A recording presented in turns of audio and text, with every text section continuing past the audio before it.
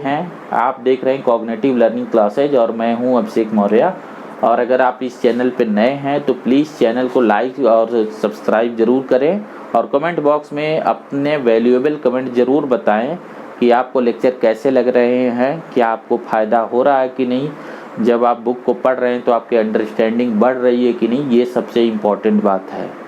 मतलब आपको सिर्फ इससे मतलब होना चाहिए कि आपको पहले क्या आता था, लेक्चर को देखने के बाद फिर से किताब पढ़ने पे आपकी लर्निंग बढ़ी या नहीं बढ़ी, यही जस्ट आपका मोटो होना चाहिए। बाकी डायरेक्शन क्या होगी लर्निंग की वो सब मैं सेट करूँगा, वो मेरा काम है, ठीक है। तो अगर इस टाइप से अगर आपको बेनिफिट मिलती है तो आप ज़्यादा से ज़्यादा लोगों को इसको प्रमोट करिए।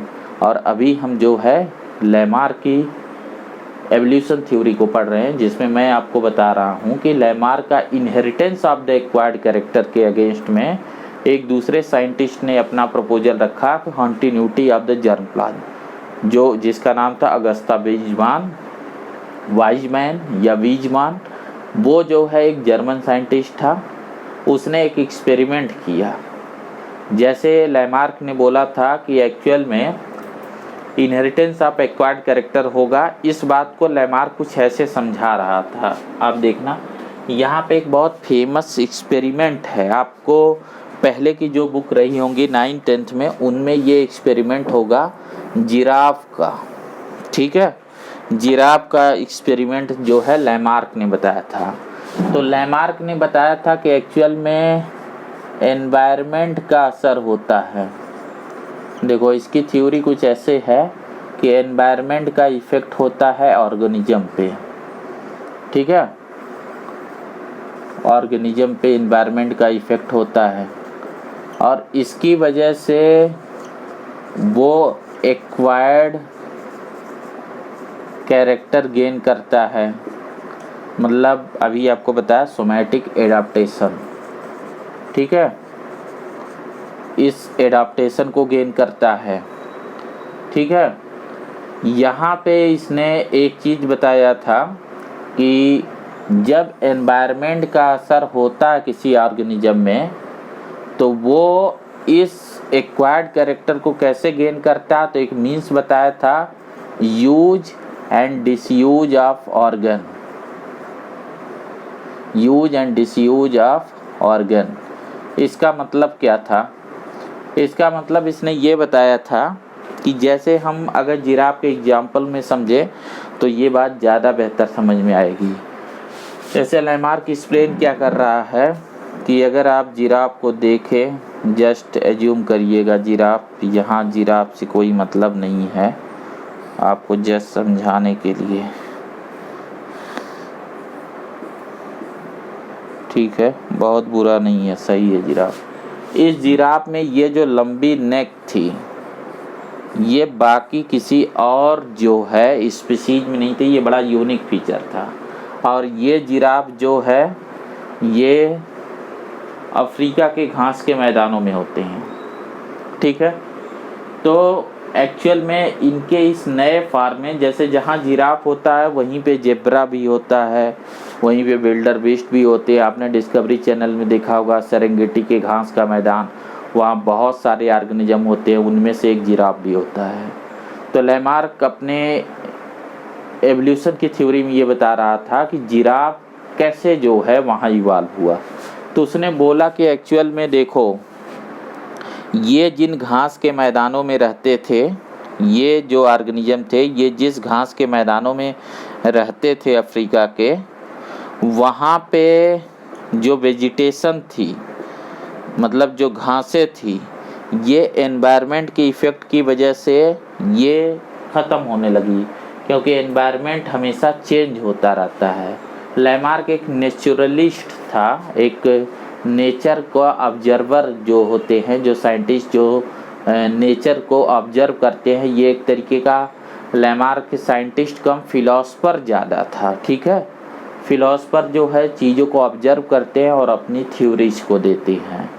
तो लैमार्क ने ये चीज़ ऑब्जर्व किया था कि एनवायरनमेंट हमेशा एक जैसा नहीं रहता है, वो चेंज होता है। एनवायरनमेंट का ही पोर्शन होता है क्लाइमेट, दोनों में फ़र्क होता है। एनवायरनमेंट जस्ट क्लाइमेट नहीं है, मैं इनको थोड़ा हटा रहा हूँ क्योंकि बोर्ड पे मुझे स्पेस चाहिए, आपको ये थोड़ा और बेहतर बता पाऊँ। देखो जैसे इसने बोला कि देखो जो एनवायरनमेंट होता है, ये थोड़ा आप जान लो नहीं तो आप कंफ्यूज रहोगे।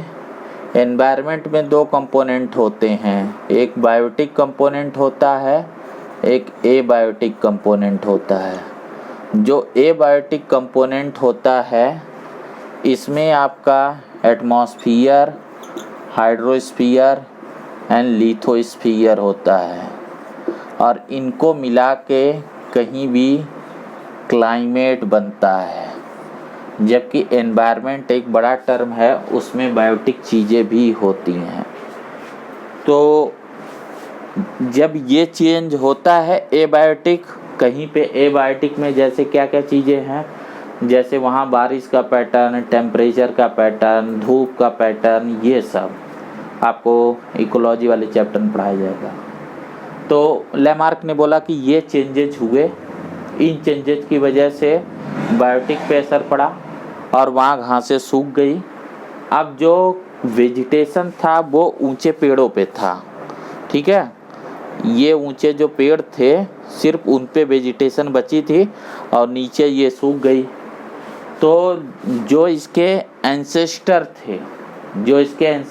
थे, जब ऐसा हुआ तो एनवायरनमेंट ने असर डाला और एनवायरनमेंट का असर ऑर्गेनिज्म पे पड़ा, और ऑर्गेनिज्म क्या करने लगा कि ऑर्गेनिज्म में एनवायरनमेंट के असर की वजह से ये अपने किसी पर्टिकुलर ऑर्गन को बहुत ज़्यादा यूज करने लगा। जैसे जिराफ के केस में ये अपने नेक को यूज करने लगा ऊंचे पत्तियों तक पहुंचने के लिए। तो ये अपने ज़्यादा यूज की वजह से ये जो इसकी नेक की साइज है ये जनरेशन आफ्टर जनरेशन बढ़ती गई, ठीक है। और ये जो है आपको पता है कि ये एक एक्वायर्ड कैरेक्टर है, क्योंकि ये अपने लाइफ टाइम में इसने गेन किया है, तो इसका इनहेरिटेंस हुआ। इसके कहने का मतलब है कि जब इसके जनरेशन आफ्टर जनरेशन ये ट्रांसमिट हो रहा है तो एक्वायर्ड कैरेक्टर का इनहेरिटेंस हुआ। और आने वाले समय में जिराफ के ऐसे फार्म कन्वर्ट हो गए जिनमें नेक की साइज इतनी थी कि वो ऊंचे पेड़ों की पत्तियां आराम से खा सकते थे, ठीक है। तो ये थी लैमार्क की थ्योरी कि पहले एनवायरनमेंट का असर होता है जिससे ऑर्गेनिज्म का जो बॉडी है उसकी मॉर्फोलॉजी, उसकी फिजियोलॉजी, उस पर असर पड़ता है और उसकी वजह से उसमें कुछ एडाप्टेशन होते हैं, और वो एडाप्टेशन जो लाइफ टाइम में गेन करता है उसका इनहेरिटेंस आगे जनरेशन में होता है, और इसका हेरिडिटी होने पे एक नई स्पीसीज का फॉर्मेशन होता है। ये थी थ्योरी, ठीक है।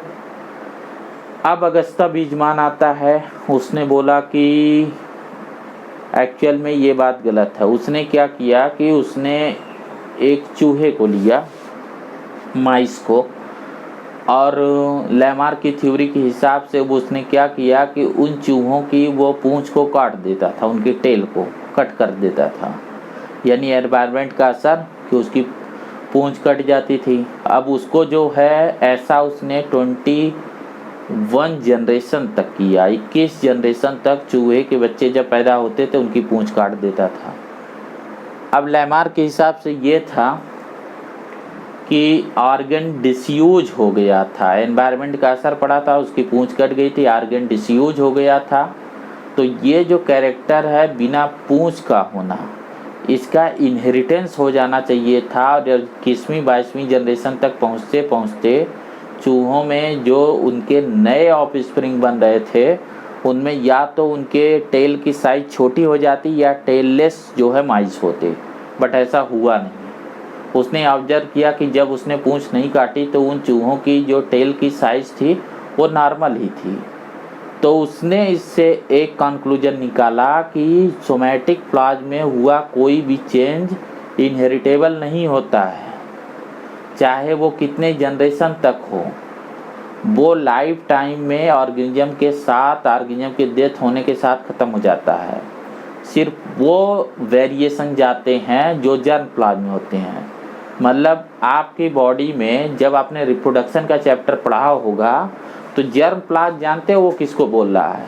जैसे आपने जब पढ़ा है रिप्रोडक्शन का चैप्टर तो आपने ओवरी और टेस्टिज को पढ़ा है, तो उसमें जर्मिनल एपिथेलियम टिश्यू है, स्पर्मेटोगोनिया और oogonia पढ़ा है ना ये, जिससे oogenesis होती है और स्पर्मेटोजेनेसिस होती है। तो उस समय उसका कहना यह है कि अगर कोई एनवायरनमेंट का असर स्पर्मेटोगोनिया या oogonia पे पड़ेगा तो इसमें जो चेंज आएंगे वो चेंज इनहेरिटेबल होंगे, यानी continuity of the germ plasm. और जैसा लैमार्क कह रहा किसी का हाथ पैर, किसी की उंगली कट गई, वो ज़िंदगी भर उंगली को नहीं यूज किया तो उसके बच्चे बिना उंगली के थोड़े पैदा होंगे, ऐसा नहीं होता है। ठीक है, तो इस वजह से लैमार्क की थ्योरी जो है डिस्कार्ड कर दी गई। लैमार्क की थ्योरी को साइंटिस्ट ने नहीं माना। एक और भी वजह है कि लैमार्क की थ्योरी को नहीं माना गया कि लैमार्क ने बोला कि एनवायरनमेंट का जब असर पड़ता है तो ऑर्गेनिज्म में एडॉप्टेशन होते हैं, ऑर्गेनिज्म उस एनवायरनमेंट के इफेक्ट के हिसाब से अपने को एडॉप्ट करता है। ठीक है, और ये जो एडॉप्टेशन है मतलब इसमें जो है कैपेबिलिटी आती है इसको काउंटर करने के लिए। एनवायरनमेंट में जैसे कि घास कम हुई तो इस घास से के अलावा जहाँ वेजिटेशन थी उसको खाने की कैपेबिलिटी आती है, ऐसा उसने बोला। यानी उसने बोला कि जो एडाप्टेशन है वो प्रिडिक्टेबल है। मतलब ऑर्गेनिज्म को पता है कि अगर सरवाइव करना है तो घास के अलावा दूसरी चीज़ खाने की कैपेबिलिटी लानी है, और ये बात एनवायरनमेंट के इफ़ेक्ट से तय हो जाती है। अगर एनवायरनमेंट में पानी कम हो जाए तो ऑर्गेनिज्म में पानी को कंजर्व करने वाली जो है वेरिएशंस आ जाएंगी, यानी ऑर्गेनिज्म में वो सारी फैसिलिटीज आ जाएंगी जिससे वो कम पानी में सरवाइव कर पाए। ठीक है, ये कहना था लैमार्क का, जो मैं ये बता रहा हूँ। एक्चुअल में इसको अभी आपके बुक में मेंशन किया गया है, इसलिए मैं इस पर थोड़ा फोकस कर रहा हूँ कि ये बात थोड़ा आपके दिमाग में बैठ जाए। एक बार जब ये बैठ जाएगी तो जब मैं बताऊंगा वहाँ चेंज क्या हो रहा तो आप चेंज पकड़ पाएंगे, अदरवाइज आप समझ नहीं पाएंगे कि चेंज क्या हुआ।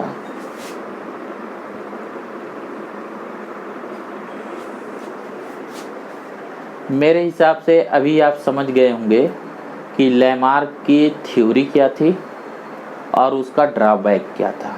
सबसे बड़ा ड्रॉबैक था कि इनहेरिटेंस जो है एक्वायर्ड कैरेक्टर का नहीं होता। आज की डेट में हम जानते हैं जर्म प्लाज्म अलग होता है, सोमैटिक प्लाज्म अलग होता है। ठीक है, और दूसरा जो डाउट है वो ये है कि एनवायरनमेंट डायरेक्शन नहीं तय करता कि ऑर्गेनिज्म में कैसी वेरिएशन आए। ऑर्गेनिज्म में जो वेरिएशन होती हैं खास करके इनहेरिटेबल वेरिएशन इनकी डायरेक्शन को सेट नहीं करता है। ये चीज़ को चैलेंज किया गया, अभी समझाऊंगा कैसे। ठीक है, मेरी बात समझ में आ गई होगी आपको। नेक्स्ट वन चलते हैं।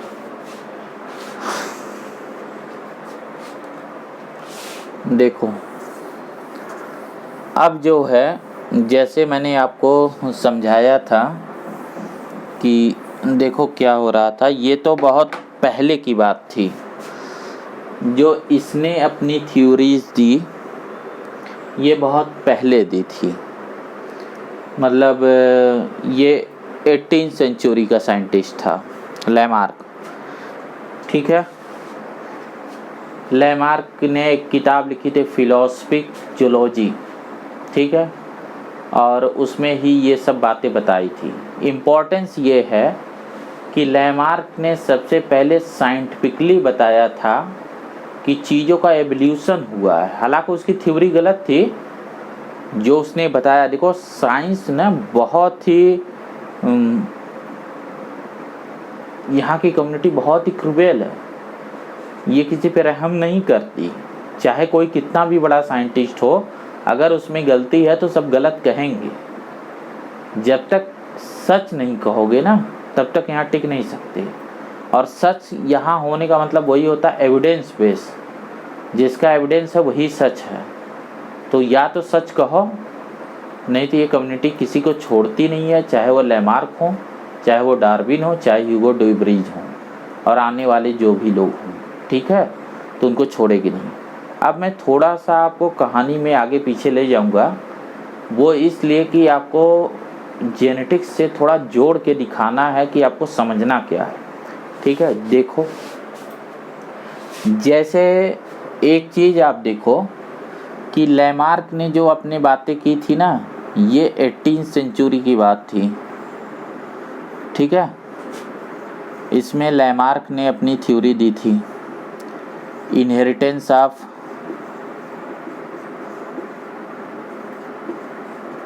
Acquired character. तो प्रॉब्लम ये थी कि देखो, इस समय तक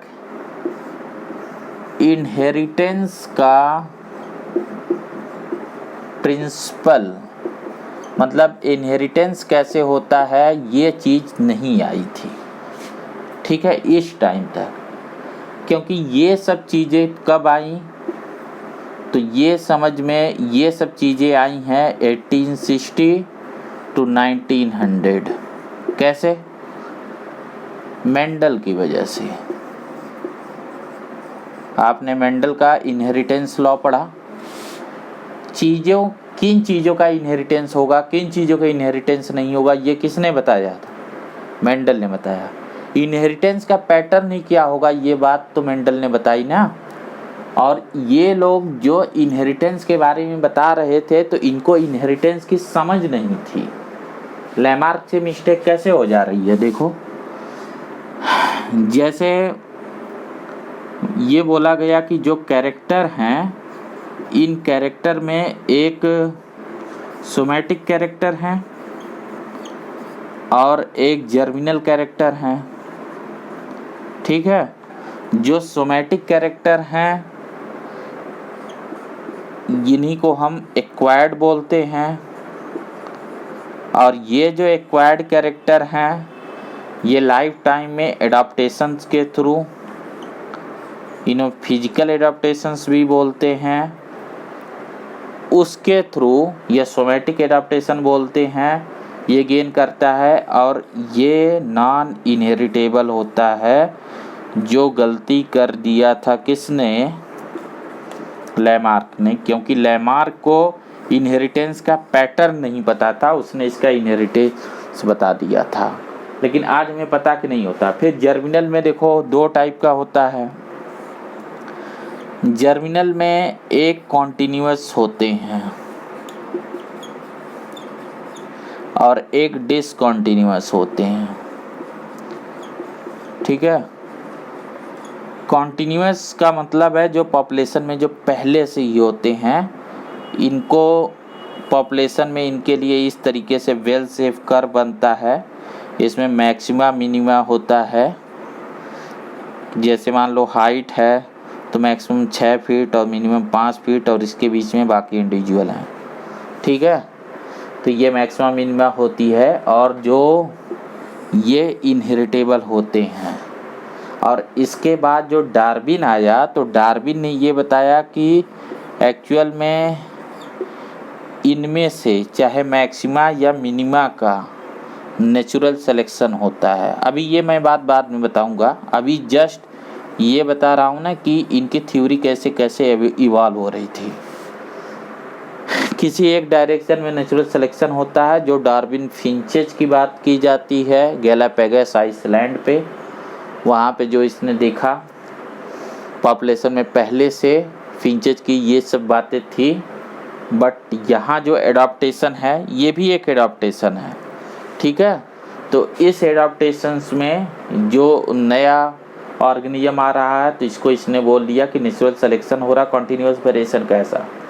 ह्यूगो डुब्रीज आया, उसने बोला डिसकॉन्टिन्यूअस वेरिएशन, जो म्यूटेशन से बनते हैं, जो पॉपुलेशन में पहले से नहीं होते हैं, और इनसे नई स्पीसीज बनती हैं, नेचुरल सिलेक्शन से नहीं बनती हैं। तो देखो ये इनहेरिटेबल होता है, ये इनहेरिटेबल होता है, लेकिन ये तो इनहेरिटेबल ही नहीं होता। अब यहाँ एक चीज़ ये ध्यान रखना है कि डार्विन से भी ये पूछा गया कि ये जो वेरिएशन की आप बात कर रहे हो, ये वेरिएशन कैसे आते हैं, इनका सोर्स क्या है इस वेरिएशन का, मैक्सिमा और मिनिमा, क्यों पॉपुलेशन इतनी जो है, एक ही पॉपुलेशन में इतने डिफरेंट टाइप के ऑर्गेनिज्म क्यों होते हैं। तो डार्विन को नहीं पता था, क्योंकि डार्विन को ज़रूरत थी मेंडल की, और मेंडल और डार्विन को कभी आपस में मुलाकात नहीं हुई थी, ये दोनों एक दूसरे को नहीं जानते थे। तो जिस समय मेंडल अपना प्रपोजल दे रहे थे, उसी समय डार्विन इधर जो है नेचुरल सिलेक्शन थ्योरी दे रहे थे, डार्विन दे रहे थे नेचुरल सिलेक्शन थ्योरी। तो हम सबसे पहले इसको देखेंगे कि डार्विन की नेचुरल सिलेक्शन थ्योरी क्या है। एक्चुअल में ये जो इनका काम था, ये 1860 के आसपास पूरा हो गया था मेंडल का, ठीक है।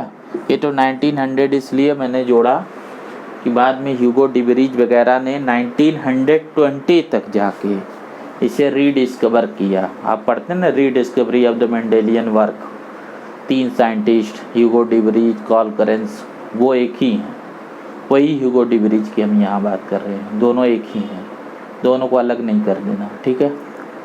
तो यहाँ वापस आते हैं, यहाँ नेचुरल सिलेक्शन थ्योरी है। अब ये क्या है, तो देखो डार्विन का जो नेचुरल सिलेक्शन थ्योरी है, इसे पहले हम समझते हैं और फिर उधर चलेंगे।